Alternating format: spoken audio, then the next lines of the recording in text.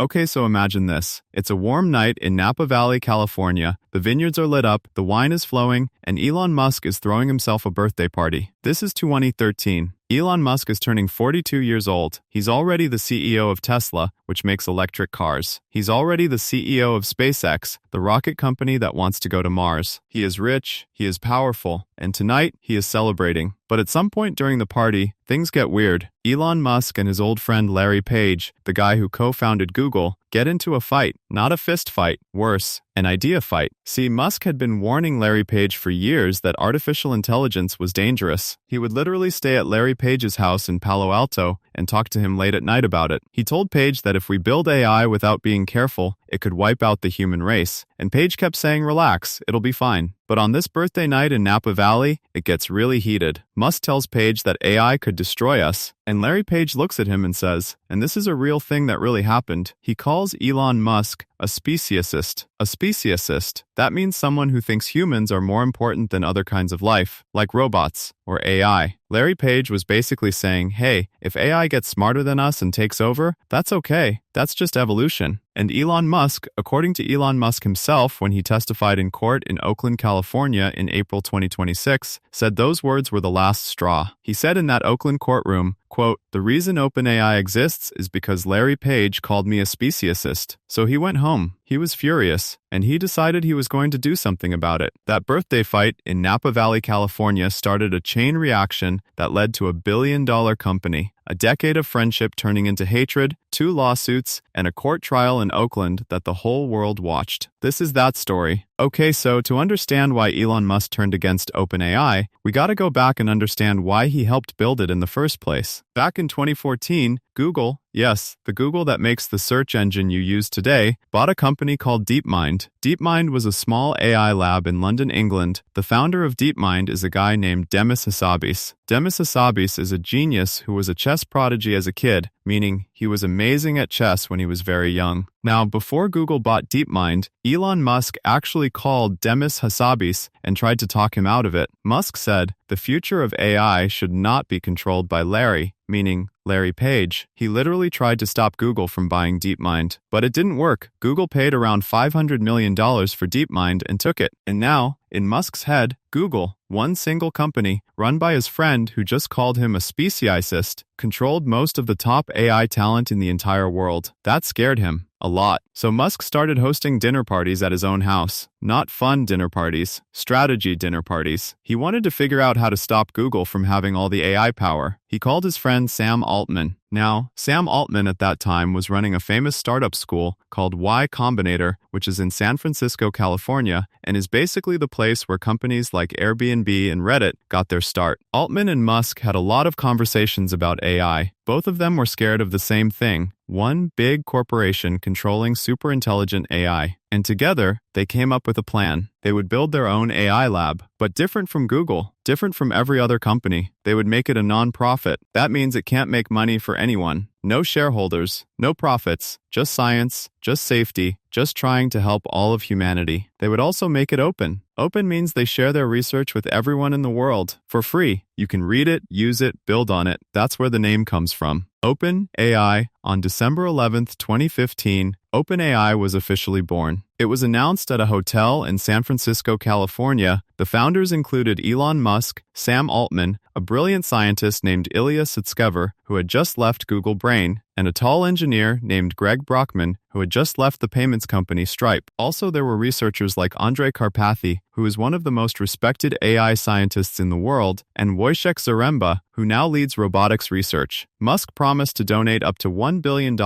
OpenAI. He said it on stage. He said it to reporters. He said it to everyone. And in that moment, Elon Musk and Sam Altman were best friends on a mission. They were going to save the world from bad AI together. And for a little while, it actually felt like that. So here's the thing about Elon Musk. He doesn't like to not be in charge. That's not a mean thing to say. It's just kind of provably true when you look at his track record. He is the CEO of Tesla. He is the CEO of SpaceX. He is the CEO of X, which used to be Twitter. He owns all of these things. He is the boss everywhere he goes. And OpenAI was no different, or at least he thought it wasn't. By 2017, OpenAI was burning through money like crazy. Building AI is expensive. You need servers, which are giant rooms full of computers. You need chips, specifically the kind made by a company called NVIDIA, which is based in Santa Clara, California. You need brilliant scientists who could be getting paid way more at Google or Microsoft. Musk had actually emailed NVIDIA's CEO Jensen Huang directly to try to get special chips for OpenAI early on. That's how connected and involved he was. But the bills kept growing, and the lab needed hundreds of millions of dollars. Musk thought he had a solution. He would take over. He went to Sam Altman and Greg Brockman and said, "Let me be CEO. Let me run this thing. Give me majority control." And Altman and Brockman said no. They said absolutely not. They said making one person the king of a lab, whose whole point was that no one person should control AI, would completely destroy the entire reason they built it. Musk then suggested something even wilder. He said, "Fine, then let's merge OpenAI into Tesla." The nonprofit AI safety lab merges into his electric car company. Altman and Brockman said no to that too. They said Tesla is a private company that would benefit Elon specifically, which is the opposite of what OpenAI was supposed to be. And then Elon Musk, who had promised to donate $1 billion,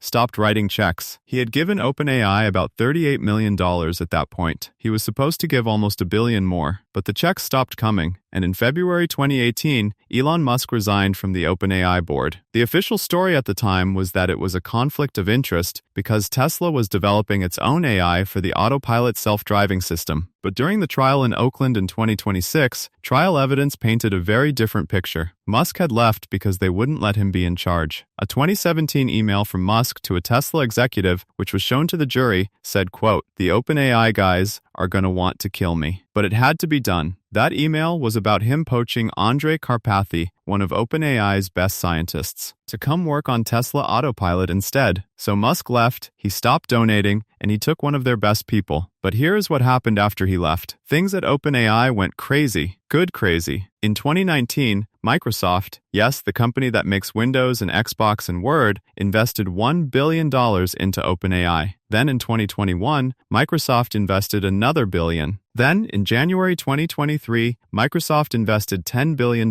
more. $10 billion.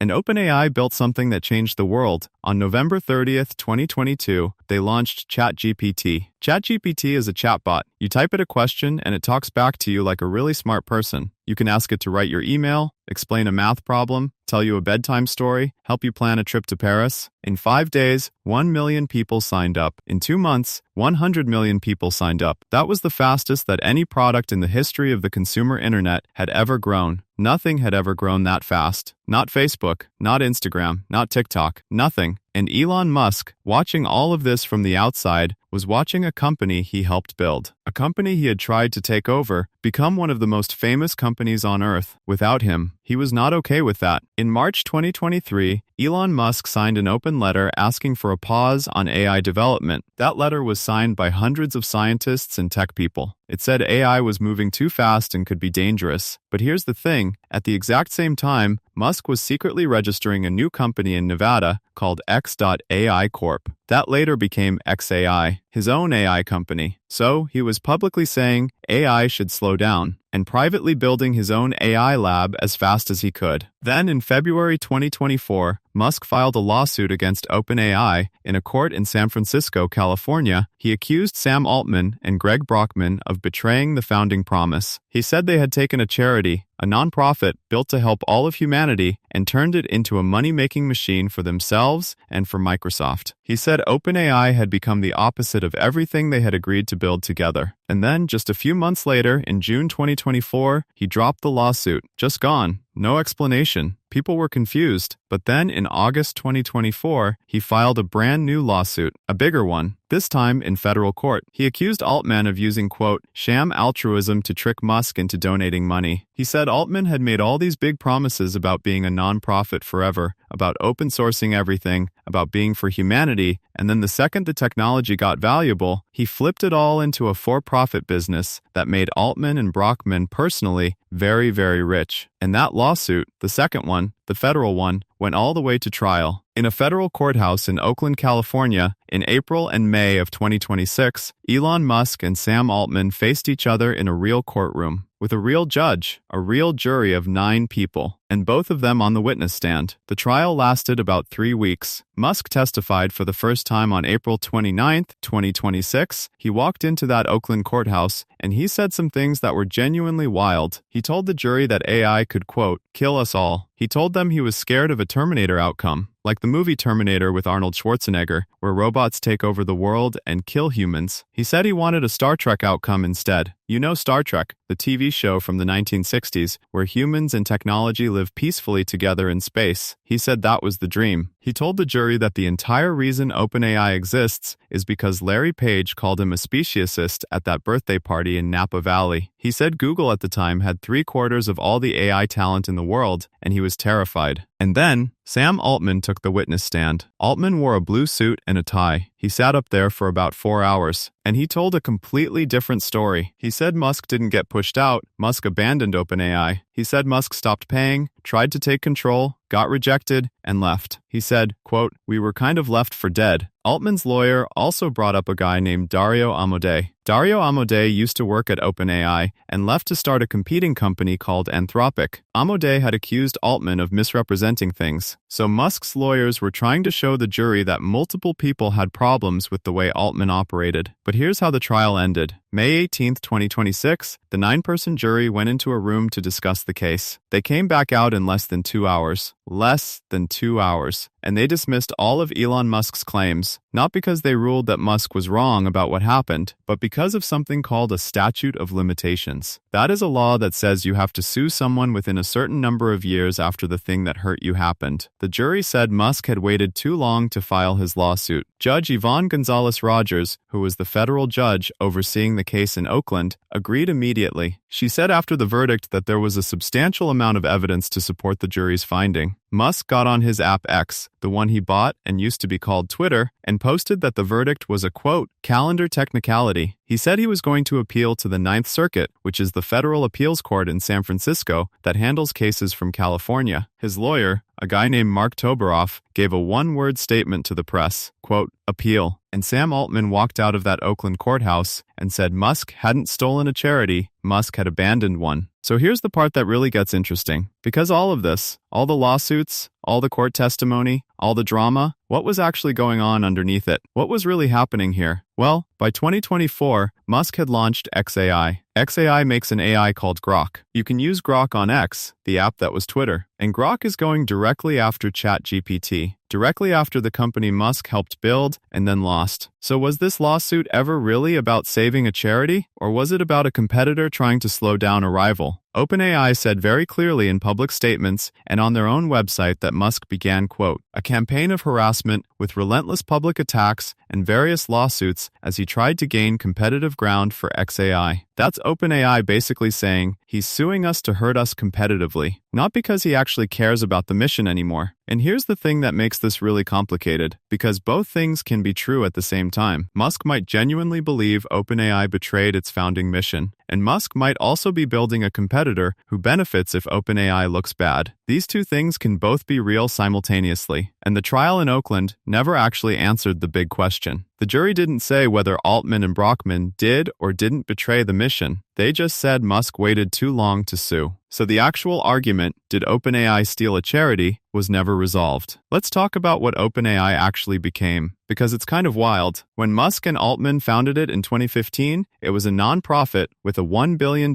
pledge and 11 researchers working out of an office in San Francisco. Today, OpenAI generates roughly $20 billion a year in revenue. $20 billion. It has been valued at over $300 billion. Microsoft owns about 27% of it. ChatGPT has around 900 million weekly active users as of late 2025. 900 million people every week. The company moved from being a pure nonprofit to a capped profit in 2019 and then all the way to a public benefit corporation in October 2025. That last move, the public benefit corporation switch, actually made Musk's lawsuit look more relevant because the nonprofit that Musk had donated to no longer exists in the same form. It's now a for-profit business with a non-profit arm that holds a minority stake, exactly what Musk said he was afraid of. Meanwhile, xAI, Elon's company, is growing fast too. xAI released Grok 3 in February 2025, and in June 2025, it was valued at $50 billion.